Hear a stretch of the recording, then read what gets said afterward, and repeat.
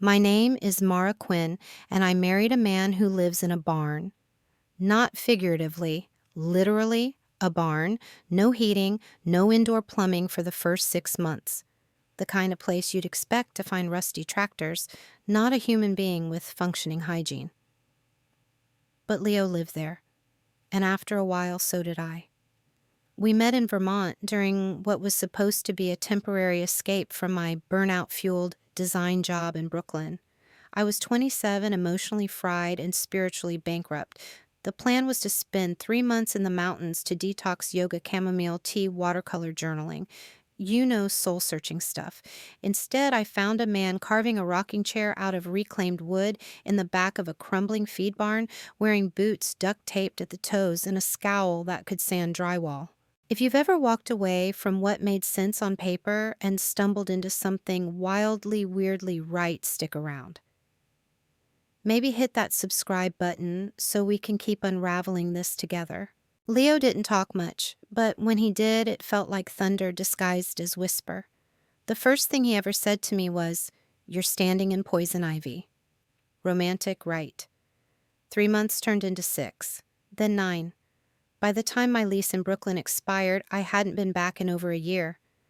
When I told my mother I was getting married to a builder in Vermont, she laughed so hard she dropped her phone. My sister, Lena, offered to sponsor my therapy. My father simply asked if Leo had all his teeth. So yeah, they weren't thrilled. And yet they came. All of them.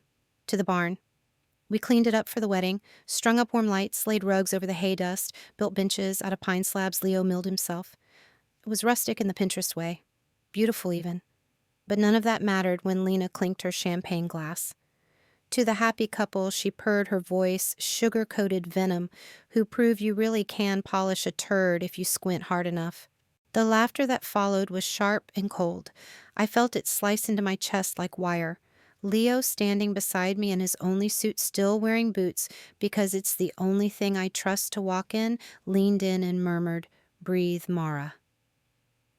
They don't get to rewrite this. And then in front of 70 wedding guests, most of them there to witness what they assumed was my downfall, he reached into his jacket and pulled out a small velvet box. "Mara," he said loud enough to silence the room, "I didn't get you a ring today. I got you this." Inside was a single brass key. Worn, old, hand-cut. "What is it?" I asked. He smiled. "The first key to your studio. It's yours now. We start building it next week." That was the first twist, the first reveal.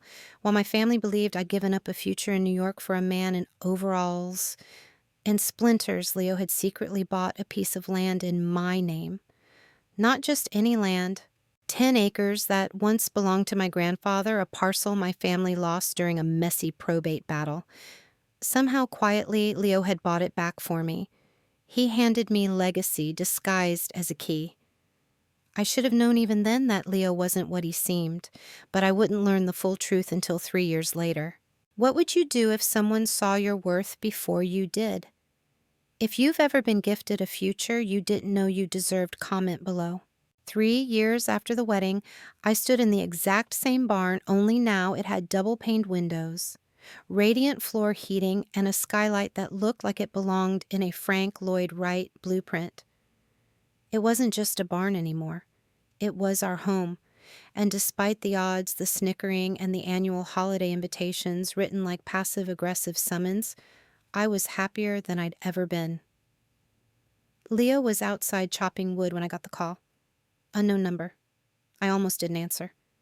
Mara came, my sister's voice, clipped, panicked. "We need to talk, all of us. It's urgent." I hadn't heard urgent from Lena since the time she spilled red wine on her wedding dress. I waited. "There's been a situation," she said, "with Dad, with the trust, with everything." I waited some more. "We're asking the family to gather, just us. This Saturday, at the house, the mansion in Westchester, the one with 15-foot ceilings and a guest wing no one was ever allowed to enter." "And why exactly am I being invited to this hallowed council?" I asked. A beat. "Because," she said finally, "you own something we need." I didn't respond. "Mara," she added quickly, "please, just come. Don't make this harder than it already is." I said I'd think about it and hung up. Leo came in 5 minutes later, wiping snow off his collar. "Who died?" he asked. I held up the phone. Apparently, our relevance. That Saturday, as we drove through the tall gates of my parents' estate, I counted the ironies like mile markers. I hadn't been here since before the wedding. They hadn't visited us once, and yet here we were. The foyer was the same as always, polished, perfect, cold. Lena greeted us with a smile 2 shades too wide. "Wow," she said, glancing at Leo's jacket. "Still rocking the lumberjack aesthetic, I see." Leo gave a non-committal shrug, still pretending to care what rich people think I see. She didn't laugh. We were ushered into the library where my parents, my uncle, and 2 people I didn't recognize, lawyers, probably were already waiting. My father stood as we entered. "Mara, Leo, thank you for coming." He looked thinner than I remembered.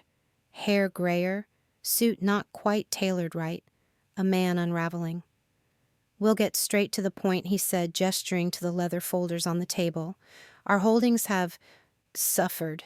Bad investments, market turns, legal complications." Leo stayed silent. I stayed seated. "We've had to liquidate most of the assets. All but one." They all looked at me. "The Hollow Creek land," said my mother. "The parcel under your name. We need you to sign it over to the family trust, temporarily, as collateral. It's the only thing not leveraged." I blinked. "You mean the land Leo bought for me? The one you laughed about? The one you said was worthless?" "That was before," said Lena quickly. "This is about saving the family, Mara. All of us." Leo leaned forward, his voice calm but steel-cut. "Let me guess," he said.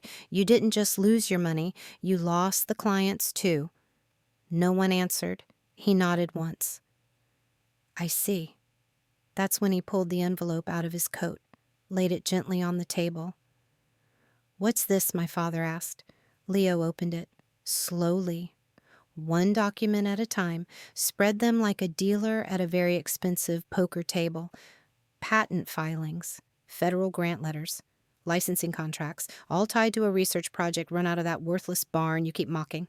He looked up. "Northlight Habitat. You may have heard of it. Modular shelter systems for post-disaster zones. We've got contracts with FEMA, NASA, and 4 international NGOs." I swallowed. This was new, even to me.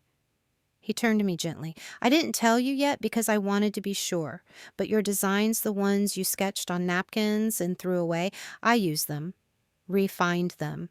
They're at the core of our newest prototypes." I stared at him. "You've been using my designs." He nodded. "You've been building houses for people who lost everything and didn't even know it." The silence that followed was thick and stunned. There's something powerful about realizing your quiet work changed lives. If that hit you like it hit me, give this video a like for every invisible architect out there. Leo looked at my father. "So no, we won't be signing anything today." Then he looked at me again. "But you can decide, Mara. It's your name on the deed, and your work on the walls." I looked at Lena, at the parents who mocked me, at the lawyers trying to salvage the wreckage. And for the first time in my life, I wasn't afraid of any of them. I was the girl who lived in a barn, and apparently I was the architect of their salvation, or their ruin. The drive back to Hollow Creek was quiet. Leo didn't speak. I didn't either. The snow flurries dusted the windshield as I stared out into the trees, the kind of winter silence that wraps around your chest like an invisible rope. He waited until we pulled into the long dirt drive before he said anything. "You're quiet," he murmured. "I'm thinking about what I looked at him, really looked. You used my designs." He nodded. "I did. You never told me. I wanted to be sure they were good enough before I put your name on anything." I let that sit for a moment. They were napkin sketches. They were brilliant napkin sketches. I opened the door before he could say more. By the next morning, the Hollow Creek property felt heavier, as if it knew it had become a bargaining chip in a game I never agreed to play. Violet showed up just after noon with a basket of scones and a look on her face that could only mean one thing. "They came to my porch this morning," she said, dropping the basket on the counter like it insulted her. "Lena and your mother, dressed like charity volunteers." I blinked. What did they say? They wanted me to sign over my half of the deed to the old Mill Creek section, said it was a procedural correction. I laughed, once, sharp, and I told them to go to hell, Violet said matter-of-factly. Then I made them tea, because I'm not a monster. Leo walked in from the barn, wiping oil from his hands. They're moving fast, he said. They're panicking, I replied. Violet's eyes narrowed. What they don't know is they're walking into something they can't control, and control is all they've ever had. The invitation came the next day. A formal email, subject line, family reconciliation dinner. I nearly choked on my coffee. Leo read it over my shoulder and let out a low whistle. They really know how to dress up an ambush. They think we're stupid. They think we're kind. That hit harder than it should have. He was right. My family didn't mistake us for fools. They mistook us for forgiving, and they were about to learn the difference. Saturday came. The mansion had a different kind of shine that night, like someone had tried to polish rot with lavender and gold leaf. I wore black, simple, clean lines, nothing that screamed money, but everything about me that night said power. Leo wore the same jacket, still had sawdust in the cuffs, on purpose. They were already gathered in the dining room when we arrived. Lena rose first, arms outstretched, all fake warmth. You came, she said, like it was a surprise. We were invited, I replied. She ushered us to the table where name cards had been printed. Leo said Mr. Quinstone, which made me laugh internally. No one had ever dared hyphenate him before. My parents, Lena, her husband Declan, and my uncle sat in carefully arranged positions, like players on a chessboard they thought they still controlled. Dinner was roasted duck, truffle potatoes, and lies. They made small talk. They smiled. They toasted to healing. And then the knives came out metaphorically. So my father said, swirling his wine, Leo, we heard your company is doing some interesting things. Leo nodded once. We are. And it's Mara's name on a few of the patents, isn't it? Declan added, not bothering to look at me. She's brilliant, Leo said calmly. Credit where credit's due. Lena leaned forward, her voice as smooth as poison syrup. You must be very proud, though I imagine it gets complicated mixing marriage and business. My mother gave a tight smile. Families should work together and protect each other. And there it was, the opening move. I pushed my plate away. Let's stop pretending this is a dinner. The room stilled. I stood slow and deliberate and pulled a folded document from my coat. This, I said, dropping it on the table, is the original deed to the Hollow Creek property, including the Mill Creek section Violet still owns. And it is not part of your trust. It never was. Lena's face twitched. And this, I continued, producing another sheet, is a letter from the Department of Housing outlining an $18 million grant connected to our prefab design, a design I built, on land you once called a waste of space. You don't understand, my mother began, her voice trembling. I understand perfectly, I snapped. You want to use the thing you once mocked to clean up your mistakes, and you think I'll let you, because I used to want your approval. They all went quiet. I leaned closer to Lena. You want to talk reconciliation? Reconcile with this. I don't need anything from you anymore. Lena's jaw tightened. We're your family. Family doesn't manipulate. Family doesn't steal. Family doesn't show up after 3 years of silence and ask you to dismantle your life to fix theirs. Leo reached into his coat and slid a flash drive across the table. What's that? Declan asked. Evidence, Leo said simply, of financial misconduct, emails, bank transfers, illegal attempts to coerce deed transfers from Violet. Everyone froze. You hacked us, my father spat. No, Leo said. You were sloppy. All I did was look. My mother stood up, knocking over her wineglass. You would destroy this family over a piece of land. No, I said. You destroyed this family the day you decided my life wasn't valuable unless it looked like yours. Lena's voice cracked. You're throwing away blood. No, I said again. I'm walking away from poison. We left before dessert. Violet was waiting by the truck. Told you, she said. They always come with flowers and leave with fangs. I should have listened sooner, I replied. She smiled. You're listening now. As Leo started the engine, I looked at the house behind us. Gold-lit windows, fragile illusions. And I didn't feel sad. Not even a little. Because for the first time in my life, I was standing on ground no one else had power over, and they knew it. They were right about one thing. I was dangerous now. Snow fell in thick, silent curtains the morning after the dinner. Leo was already in the barn drafting something on the giant whiteboard he refused to digitize. I watched him through the frosted glass of the kitchen window, coffee in hand, wondering how many pieces of himself he'd kept hidden from me, not out of malice, but restraint. I hadn't spoken to my family since the confrontation. No calls, no texts. Then 3 days later, an envelope arrived. Hand-delivered, no stamp, no name on the return. I opened it on the porch steps. Inside were two things: a revised contract with my name removed from the Hollow Creek deed and a short note. We'll go through Violet instead. She's easier. My blood turned to ice. They were going to try and break her. Violet lived alone in a cabin so crooked it leaned like it was in mid-curtsy. Her front porch was always littered with cracked pots, wind chimes made from soup cans, and an assortment of feral cats who regarded me like I owed them rent. When I told her about the letter, she didn't blink. Let them try, she said, setting a pot of nettle tea on the wood stove. They're going to use every trick they know. They always have. I think they're serious, Vi. She looked at me steady. So am I that night. As Leo and I sat in the loft above the barn, our makeshift office, I turned to him with a question I hadn't dared ask before. How much of this I said was always part of your plan? He paused. You mean exposing your family? No. Building this, the patents, the company, using my designs, keeping everything quiet. He rubbed his hands together the way he did when thoughts collided. I always had a vision, he said slowly, but it didn't take shape until you showed up. Until you looked at a broken-down barn and saw something worth fixing. I looked at the blueprints on the table, versions of homes we'd never lived in for people we'd never met. Structures meant to outlast storms. You let me think you were just a guy with a hammer. Would you have stayed?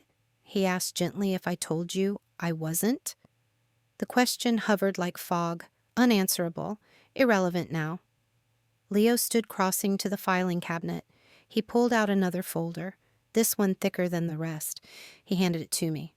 Inside, emails, maps, permit letters, and a federal grant agreement I'd never seen before. A new project. What is this? Emergency shelters. Lightweight, modular. Can be airlifted into post-hurricane zones. The military's interested. So is the UN. I blinked. And they want you to lead the design team. Your studio, Mara. The one I promised you on our wedding day.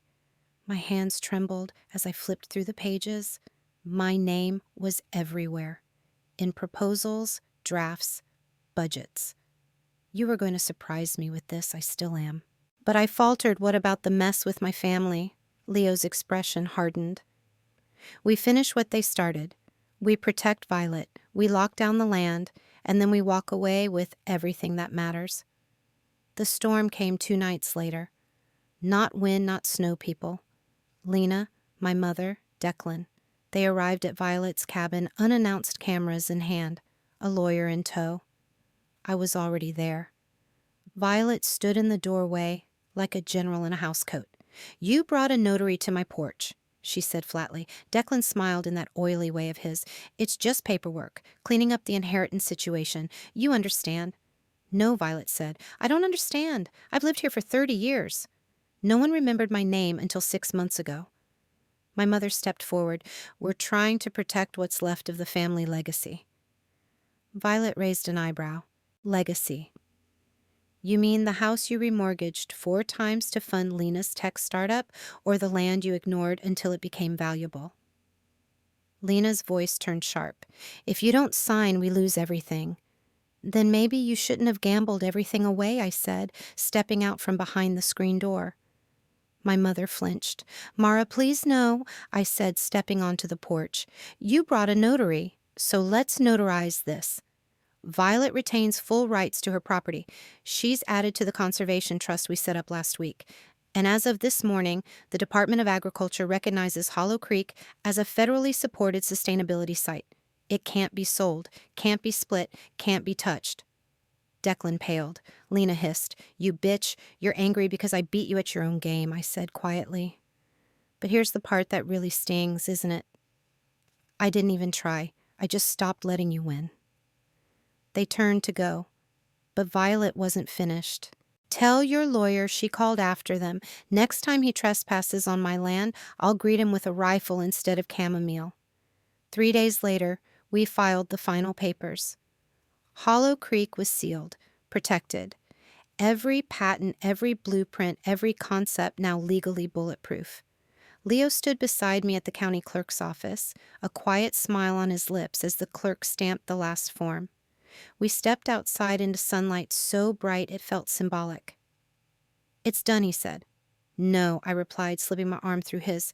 It's just starting. The invitations went out the following week. A launch party. Quiet, tasteful, hosted at the new Hollow Creek Design Center, formerly the barn. We expected maybe a dozen guests. 82 people showed up. Architects, journalists, environmental scientists, a film crew from Vermont Public. Leo gave 1 speech, I gave 2, Violet gave 3, and none of them were planned. But the moment that stayed with me came later when a young woman approached me near the food table. Are you the Mara? She asked, clutching a folder. From the modular housing team, I nodded. I used to live in one of your prototypes, she said, after the floods in Kentucky. Your designs, they saved my grandmother's life. I felt my throat close. I want to intern here, she added, if you'll have me. I smiled through tears. We'd be lucky to. Later that night, after the last car left, Leo and I stood alone in the field behind the barn, fireflies blinking like tiny applause. He slipped his arm around my waist. You okay? He asked. I don't feel angry anymore, I said. That's new. He nodded. You know, I always figured the best revenge isn't success. What is it then? He looked out over the land. Peace. I closed my eyes and breathed it in. It smelled like cedar, like safety, like home. The summons came in the form of an email marked urgent from a paralegal I didn't know representing a special interest committee linked to my family's old trust. There was no greeting, just a date, a time, and the address of a private event venue in Manhattan. No subject line, no explanation. I called Leo over and turned the screen so he could read. They're staging something, I said. They're staging the thing, he replied. You think this is it? He nodded. They're not going to ask anymore. They're going to demand. The room smelled like leather and power. Dark paneled walls, crystal water pitchers, soft music piped in overhead. The kind of place where careers get traded like baseball cards and empires are dismantled over dessert. Lena greeted us in a navy pantsuit. Her smile was too still. We're glad you came, she said, as if we dropped in for coffee. My mother and father were already seated at the long conference table, flanked by 2 lawyers and a banker. Declan leaned against the window, scrolling through his phone like he had stock prices to ignore. Leo and I didn't sit. Where's Violet? I asked. She's not needed, my mother said quickly. This is about consolidation. Leo's hand brushed mine under the table. A warning. Stay still. I turned to the banker. Would someone like to explain why we were summoned? He cleared his throat. The trust is in jeopardy. The family's assets have dwindled to near insolvency. The only stable holding left is the Hollow Creek property and the attached patents, which are not part of your trust, Leo said evenly. Technically, no, the banker replied, but they represent the only viable collateral that could prevent bankruptcy proceedings. I stared at them. You dragged us to Manhattan to tell us you're broke? Lena flinched. Mara, don't be cruel. Cruel, I laughed once. You tried to steal from Violet. You brought a notary to her front porch like she was senile. She is senile, my mother muttered. No, she's furious, and she's watching. I pulled out my phone and tapped the screen. The red recording icon blinked to life. She's on video call, just in case anyone gets creative. One of the lawyers shifted in his seat. We're not here to argue, Declan cut in. We're here to offer you a deal. Leo raised an eyebrow. Oh, good. I do love a bargain. The company Declan said, the patents, the designs, they can all be absorbed into a joint venture. One where the trust acts as majority shareholder. We rebrand, we go public. You get paid, everyone wins. And who runs this new company, I asked. Lena hesitated. I would. Temporarily. Leo didn't laugh, but I could feel it under his skin. No, I said. Mara, my father, said, voice deep with rehearsed authority, you need to be practical. Sentimentality will not protect this family. I'm not being sentimental, I replied. I'm being surgical. I reached into my bag and pulled out a folder, slid it across the table. Leo spoke, his voice calm and deadly. In this folder, he said, you'll find documentation from the SEC tracing unauthorized financial movements within the Blair Family Trust, including aggressive misappropriations used to prop up personal debts, Lena's shell companies, Declan's fake consultancy, even the country club dues you tried to write off as business expenses. Lena's face drained of color. I don't know what you think you're doing. I'm showing you the cliff, I said, and the fact that we're not jumping off it with you. The older lawyer, the one who hadn't spoken, finally cleared his throat. There's more, he said. They don't know I'm saying this, but they've been planning to dissolve your company without your consent. There's already been a valuation filed.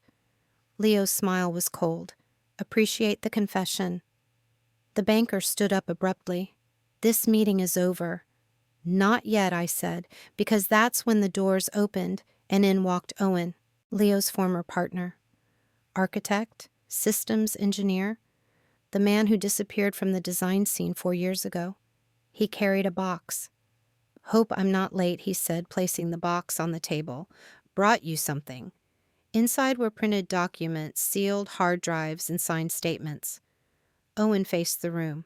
For the record, he said, I've been working with Leo on Northlight Habitat since day one.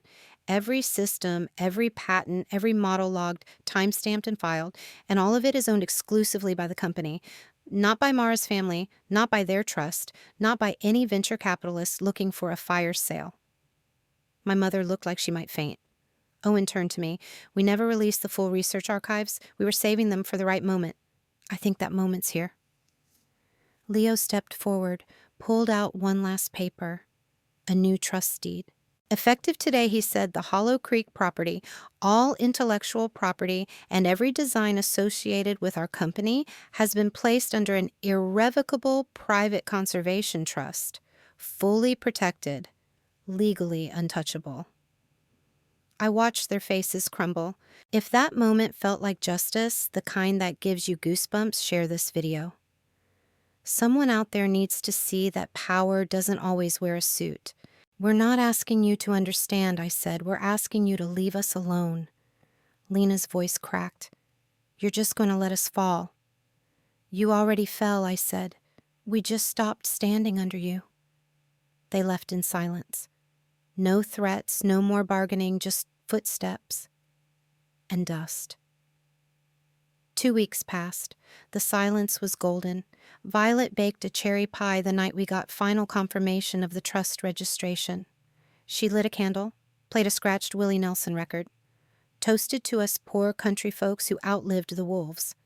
That same night, the first article dropped, The Barn That Beat Wall Street, a long-form profile in The Atlantic featuring Leo, myself, Violet, and the Hollow Creek Initiative. Photos of the barn lit up with solar lanterns, designs scribbled on walls, quotes from displaced families who'd lived in Northlight prototypes after hurricanes. No mention of Lena, no room for Declan. No one cared about the people who tried to claw something out of nothing. We didn't hear from my family again, except one email, from my father. I suppose we never really saw you.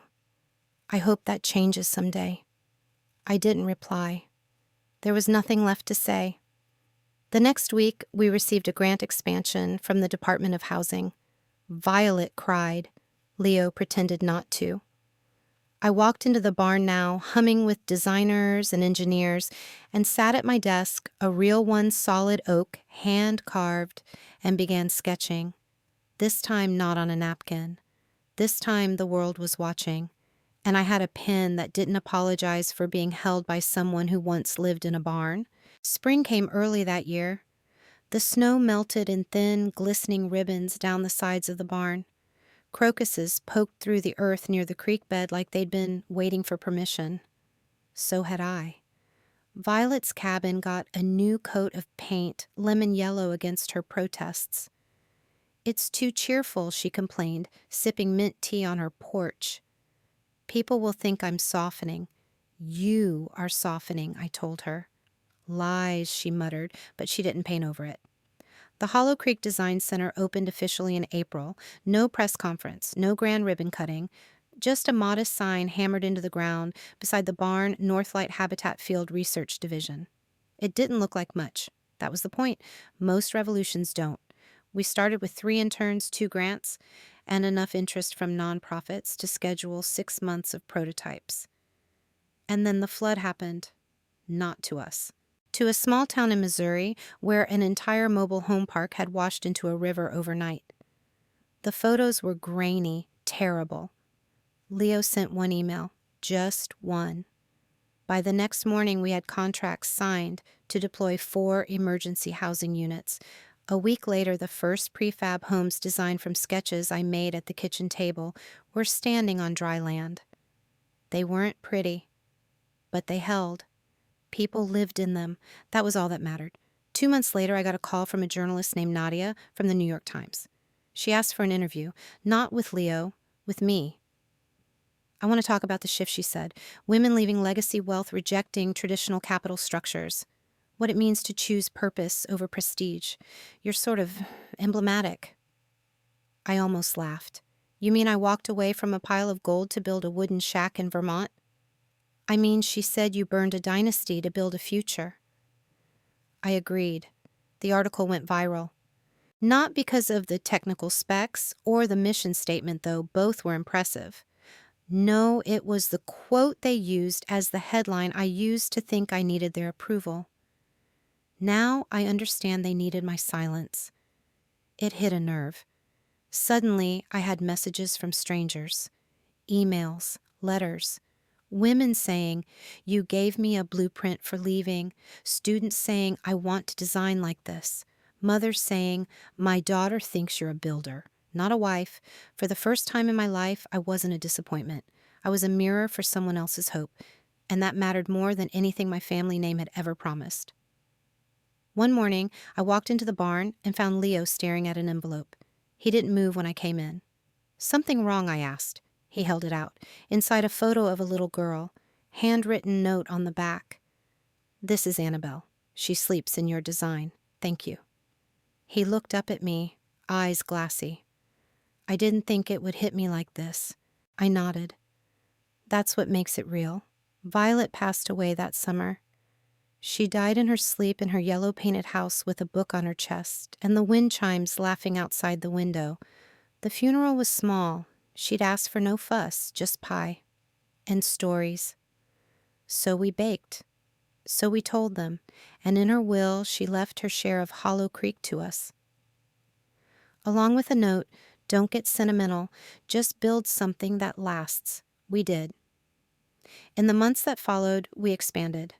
Hired our first full-time architect, launched a mentorship program for young women in rural trades, partnered with disaster relief groups in Puerto Rico and New Mexico. One evening, as the sun dropped over the ridge, I walked the fields behind the barn, the same stretch of land my family once called worthless. And I wept. Not out of sorrow, out of awe, out of peace. I never heard from Lena again. Declan tried to sue. The case was dismissed before it saw daylight.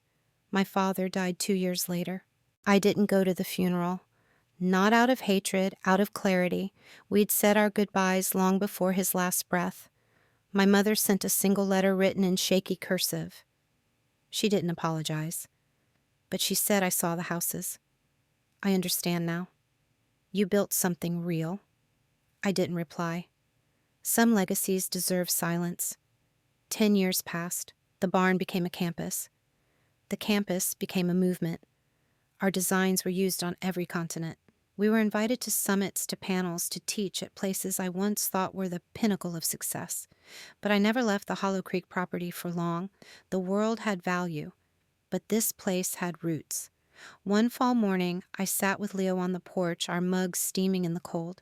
He watched the mist rise off the fields and said, "You know what I still remember most about our wedding?" I shook my head. "You raised a water glass to your sister and said, 'Here's to learning who really has your back.'" I smiled. Still true. He turned to me. So what do we build next? I leaned back, the mountains in my periphery, the barn at my back, the man I loved beside me. Something impossible, I said. Something they'd never see coming. He grinned.